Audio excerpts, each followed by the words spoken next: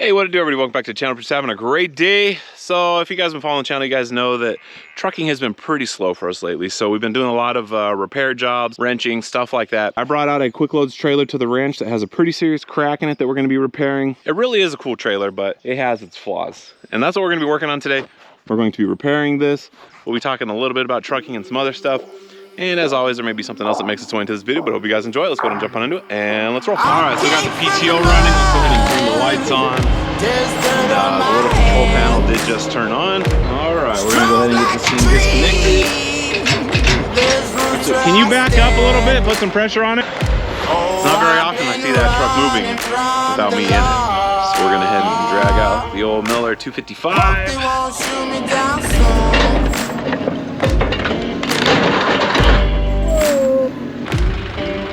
Get this going. Okay, farmers. How do you do this? Dude, it's hot in there. 108.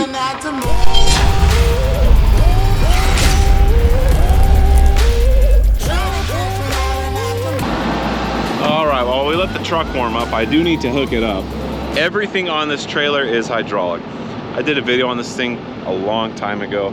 This thing is specifically designed to pick up shipping containers without even having to get out of the truck. It's really, really cool. Basically has like a big chain drive right here. It's got hooks that slide back and forth. It's got locking pins. It's got two little pistons back there that actually lift the container up onto the trailer, and you can control it all from your phone. So it's pretty cool. This is like the first generation of the trailer, and as such, it does have a couple things that I'm like, probably would have done a little bit differently. Like the side rail right here.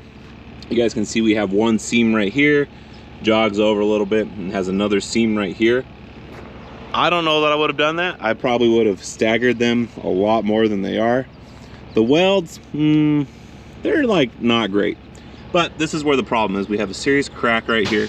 And then it does have like another stiffener plate right here, and that's cracked all the way through as well. But like I said, everything on this trailer is hydraulic, including the landing gear, which is pretty cool if you have a truck with a PTO, which luckily mine does. So we're gonna go ahead and clean these off because it did rain a little bit and we do not want water in the system. My truck does have caps on it, so I don't have to worry about that. But we gotta get it all hooked up. Gotta turn the PTO on so we can get those legs up. And here's the control panel if you don't have the app downloaded on your phone. And for this to work, the trailer has to be plugged in with the lights on. And the other morning, it took me probably 10 to 15 minutes to figure out how to do that. I was trying to drop the trailer and I was like in a hurry, and I thought it was just gonna have its own little power supply, but it does not. So let me go ahead and get this all hooked up.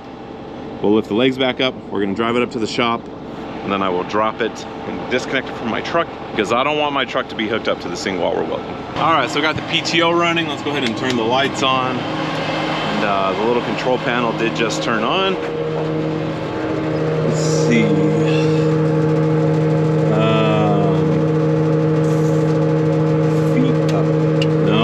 That one up. There we go.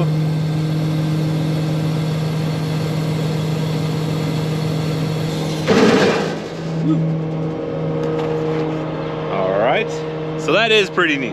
So that does make it a lot easier than having to hand crank this thing. We're gonna go ahead and get this thing backed up to the shop, get the PTO turned off, trailer aired up. I don't think that'll make this turn. That water pipe might be in the way. I'm gonna go for it anyways. I stand corrected. We're able to make it. It was pretty close though. So maybe one of these days we'll extend the shop maybe out to here with like a big bay that we can actually back a trailer into, so we're not working out in the weather. But that's not today. So anyways, we do got sufficient space to go ahead and lower the legs. And hopefully we can get out from underneath it. That's pretty close. I think I'm gonna slide the fifth wheel back actually. And we got Johnny Z this week here working with us. That's cool. Pretty fancy, huh? Let me floor it so they go fast. Lift the back end of the truck up. Do you have galvanized paint for this? Not yet. Not yet? Tractor Supply? We may have to run into town. Well, I'm trying to decide, is this a good height to work on the trailer? Oh, you want to look at the height? Yeah, because we can lift this up. I'm thinking like right here. Actually, let me do that. So we're gonna go ahead and lift the trailer up because I don't want to spend all day hunched over working on this thing. So let's see. Bed up. I don't like that. Let's see what regular pressure does. We're gonna go ahead and give it the juice a little bit. All right, so we've got the trailer a little bit higher. Do you think that's good? A little more? Probably all right. Why don't we grab a chair and see? Because that's where I'm gonna be doing most of my welding. I'm gonna be sitting down doing most of this. I think this will be a good height. Give me good space to rest my elbows, have nice steady hands. You know, can you go up just a little bit more? My only concern is that we can't get the legs to go down far enough.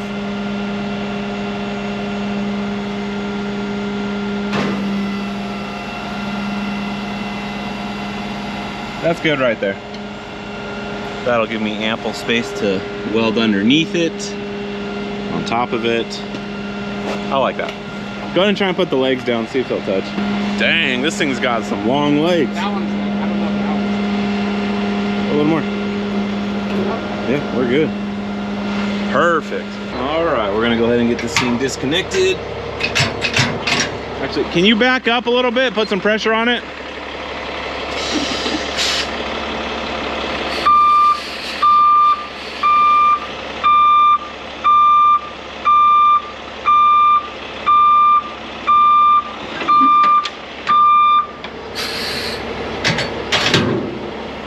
Pull forward and then back down. Okay, back down. Go ahead.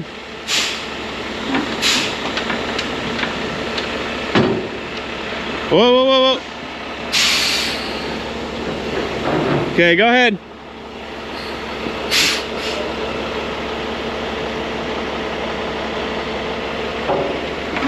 You're good. You're free. It's not very often I see that truck moving without me in it. I'm not sure where he's going.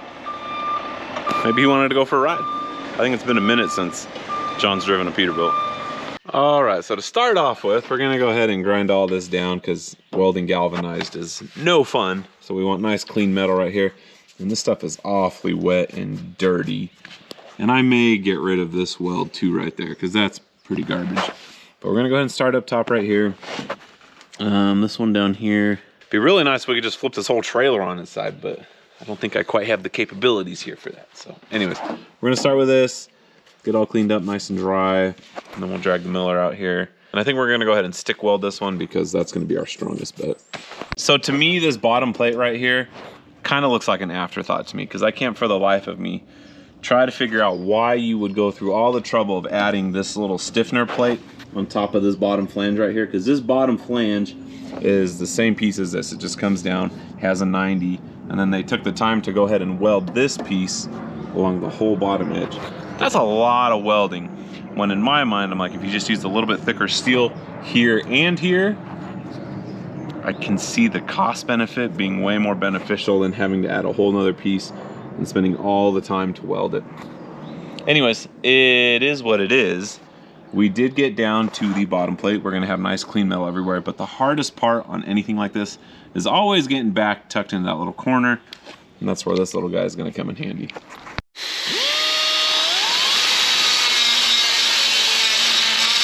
So for most stuff, I know battery powered tools like now reign supreme and have largely taken the place of like these pneumatic air tools. But for stuff like this, I still don't think you can beat a good old fashioned pneumatic die grinder. This thing was just going to town in here for a solid, like probably 15 to 20 minutes to get this little notch cut out. And now we're pretty much ready to weld. I may clean this up, take off the galvanized just a little bit higher. That way I'm not breathing in all those fumes. But we're pretty much ready to go ahead and start welding on this thing. It's pretty clean. All the spots where I want to weld have nice shiny metal. And there's nothing left to it but to do it. So we're gonna head and drag out the old Miller 255. It's not very often I get fully suited up in the leathers, but when I'm stick welding, that tends to be like a very splashy mess sometimes, and I don't feel like getting burns on my forearms today. Anyhow, we got the Miller all hooked up. Went ahead and pulled out the lead for the stick, It's super easy to change out on this machine. Love it. Anyways, hey, I'm just gonna set it up on a time lapse and get to work.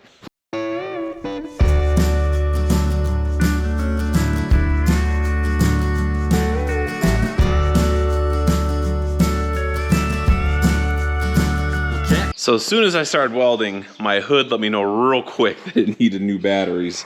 And I may or may not be seeing spots right now. So I'm gonna go ahead and put some new batteries in there and then we'll get back at it. All right, well, hopefully I don't blind myself now. Keeps the Ferris wheel spinning like the loose wheel in his mind. Always seems a little nervous, a little bit behind, and he can't afford the good weed no more. It used to help him pass the time. Long days, long lives, but the carny will get by. Well, Jack just found out yesterday that the Rona might take his job away. The poor bastard, he ain't got nothing saved. He's spending all on alcohol and $3 pull tabs. Bad luck, bad vibes. Long days, long lives, but the carny will get by.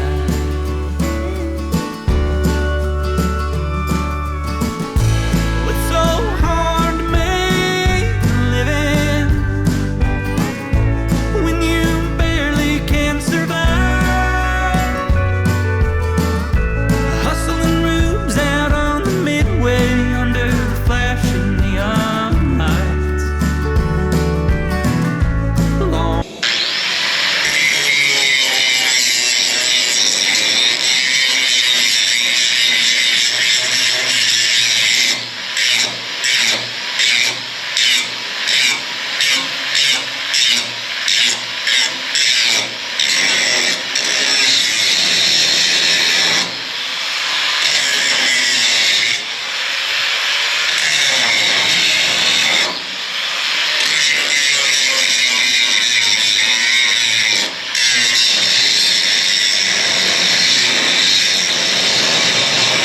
All right, so for this overhead stuff, I went ahead and switched to the MIG gun. I figured it'll be a little bit faster, easier to do overhead.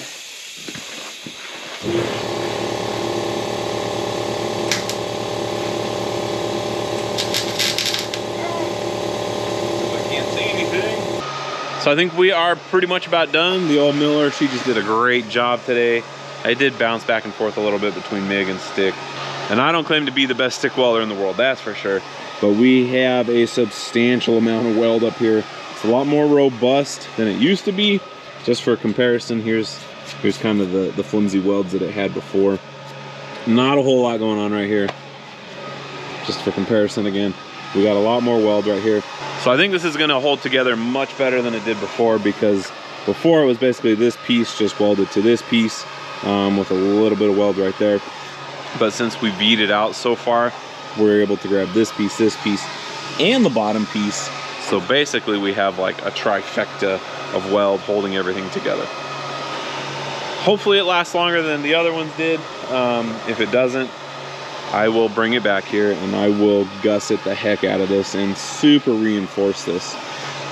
I don't think it's gonna be a problem because realistically, this outer ledge is not the frame. It's just kind of there to help support stuff. The bulk of it is those two big I-beams right there. That's where most of the load is actually carried. And this stuff just comes off the edge. And this is what you tie the containers down with.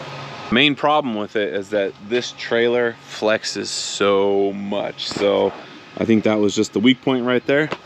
Now whether or not we find another weak point, later on is a whole different story.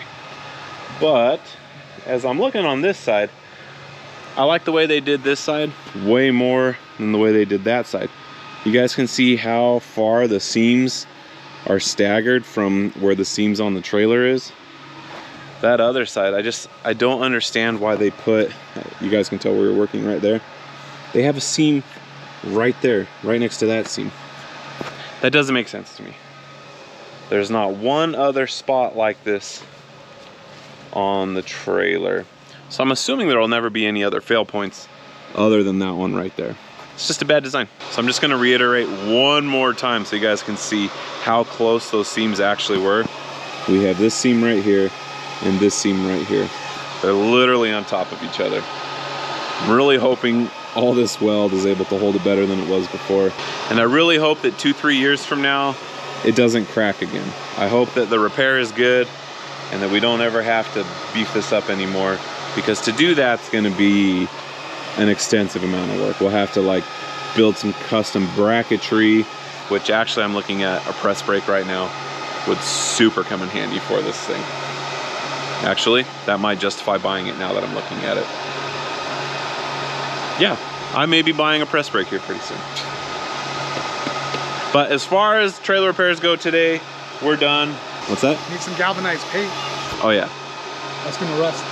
So we're not super done, but we're close. Anyhow, we're gonna move our way up to the front of the property where we got some other projects going on, and I'll see you guys up there in just a second. I lied, I'm gonna point out one more thing. I know for a fact this was an afterthought, because look at this. You have like a 3-foot long section of this flat bar that they put on here, and then you have another 3-foot section. It's like they were digging through the scrap bin and be like, oh yeah, put that piece there and that piece there. Kind of hokey. Anyways, now we're headed up top for reals. All right, well, John has spent most of the morning up here taking down this old round pen. We are focusing hard on making the front of the property look pretty again. And this is just one of the things that we decided to take down because it's kind of an eyesore. It is useful. We may relocate it to the back of the property somewhere, but for now, we're just trying to pick it up and go stash it somewhere where it's kind of out of the way for a little bit. Well, we got our first load of panels right here. I know it doesn't look like much, but I think there's about 8 or 9 of them on there. You guys, I literally left this thing with the door open for a day and a half. Birds started building a nest in here. The wildlife out here is unreal. We're just yanking everything out of the ground. We just took this big old post, got the gate with it, got this janky panel. A lot of this stuff is just so old out here. But we are able to repurpose it, like our beautiful little pasture over there, which our beautiful honey cow is just loving life in there right now.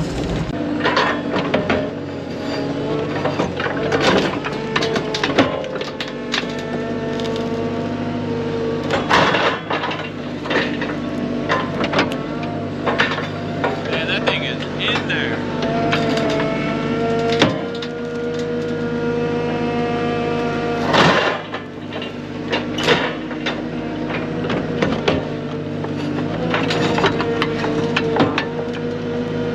Is that the proper way to use forks?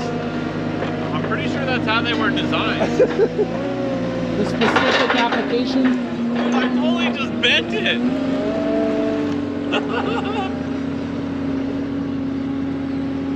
Bent my Wookiee.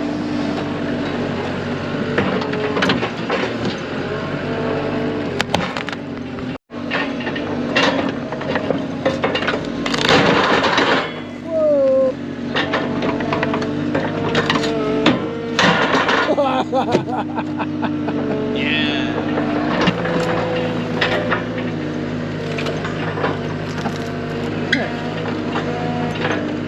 Yeet.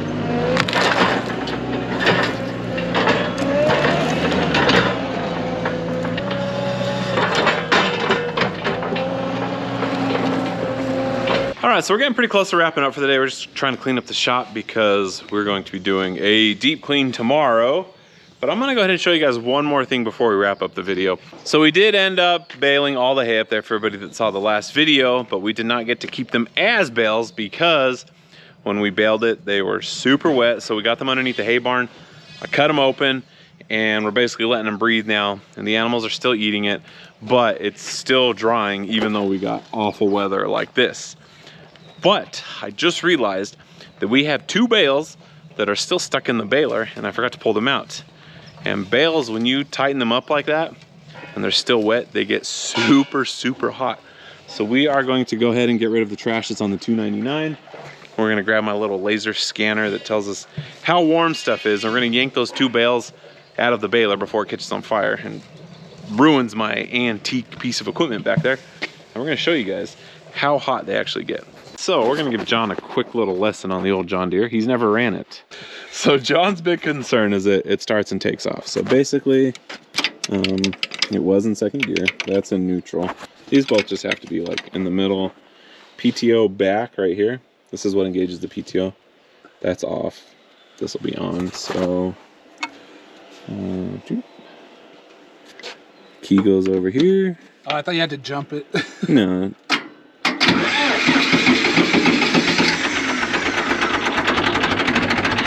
we go. Easy.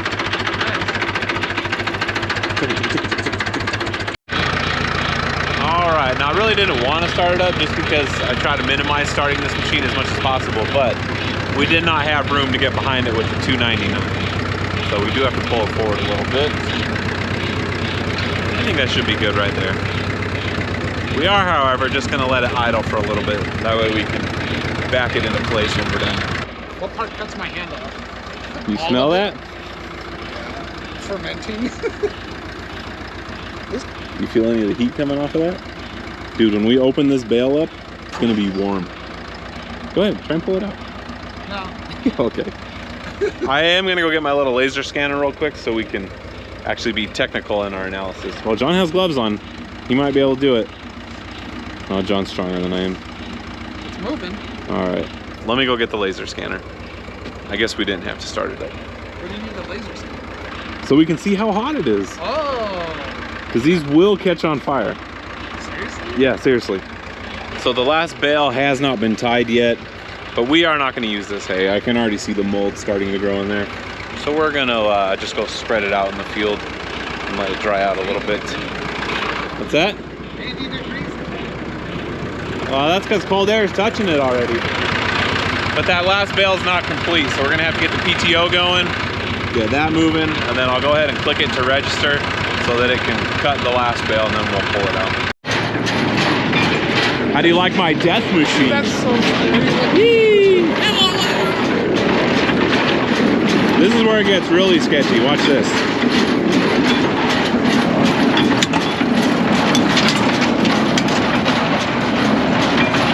It has these 2 big tines that come up. The knot cutters do its job. But it should be free now. Yeah, there's a lot going on with this thing. You've never seen it work? No. So it's, I mean, everything works like it's supposed to. Well, at least now it does. We did not have such luck the other day. But I think it should be free now. I don't know how we're gonna get it out though. So you guys wanna see a sad story? This is what's left of my hay. After all the beautiful bales that we made, I had to open them all up, air it all out, so that we could still at least utilize a little bit of it. Yeah, this stuff's super moldy. Oh, I don't know that I'm gonna be able to get it out.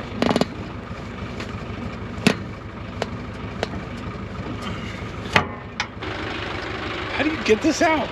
Okay, farmers, how do you do this? Oh, you see the smoke?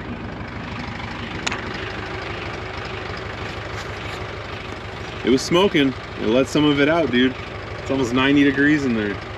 I really hope this comes out right now. I don't feel like cleaning it up. No! We lost one. And there goes the other one. Dang.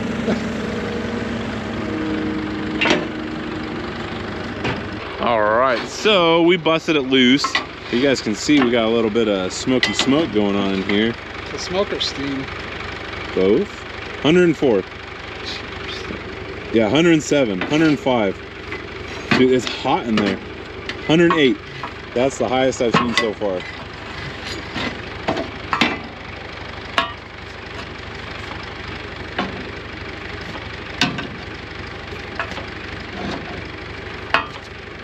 $111. That was the hottest. Going here? I guess. Isn't that wild, dude? That's hot. All right, well, seeing as this hay is pretty moldy and we're not gonna feed it to the animals, we're gonna go ahead and do the fresh heat test on this one. The highest we got on the last one was 111. I think we can probably beat it on this one. Even though I don't have anything to cut it with. Just realized that right now. We broke the other strings with the 299. Let me see what I got in the good old Peterbilt. Peterbilt never lets me down. Here we go. You ready? No, it's not. There we go. 74 right there. Okay, here we go. Let's bust this bad dog open. Ugh. Not that high. Maybe this one's not too bad. Oh, 115. Oh, 122. Oh man, that's the record breaker right there. Whew. Dude, it's hot in there. 126. I saw 126. Jeez. That's wild, huh? That's crazy.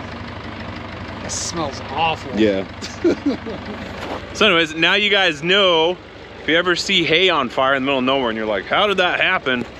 That's how it happens. Got bailed when it was too wet, and it gets insanely hot in there.